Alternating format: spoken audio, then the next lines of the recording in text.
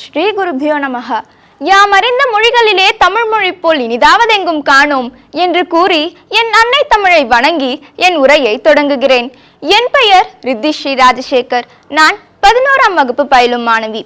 இன்று பரிதிமார் கலைஞரின் பிறந்த நாளை பற்றி உங்களிடம் பகிர்ந்து கொள்ள வந்துள்ளேன். மதுரை அருகே விளாச்சேரி என்னும் ஊரில் கோவிந்த சிவன் லட்சுமி அம்மாள் தம்பதியருக்கு ஜூலை 6, 1870ஆம் ஆண்டு வி.கோ. சூரியநாராயண சாஸ்திரியார் பிறந்தார். இவருக்கு பெற்றோரிட்ட பெயர் சூரியநாராயணன் என்பது. பின்னாளில் இவர் தமிழ் மேல் கொண்ட பற்றினால் தனது பெயரை வடமொழி கலக்காத தூய தமிழ் பரிதிமார் கலைஞர் என்று மாற்றிக்கொண்டார். வடமொழியை தந்தையாரிடமும் தமிழை மதுரை சபாபதியிடமும் கற்றார்.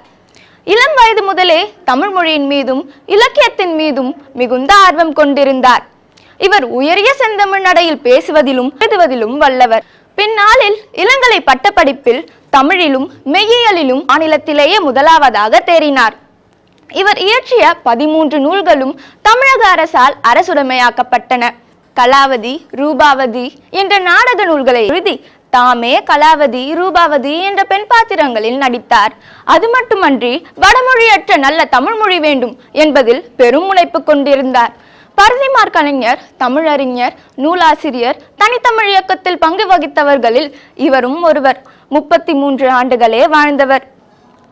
1901ஆம் ஆண்டிலேயே தமிழை உயர்தனி செம்மொழியாக அறிவிக்க வேண்டும் என்ற கருத்தை முன்மொழிந்தவர். பரிதிமார் கலைஞர் நவம்பர் 2, 1903இல் மறைந்தார். மதுரை மாவட்டம் விளாச்சேரியில் பரிதிமார் கலைஞர் பிறந்து வாழ்ந்த இல்லத்தை தமிழக அரசு நினைவில்லமாக மாற்றியுள்ளது. தமிழுக்கு பணியாற்றியவரின் பிறந்த நாளை நாமும் கொண்டாடி தமிழை வளர்த்த நம் சான்றோருக்கு நன்றி கூறுவோம். நன்றி, வணக்கம்.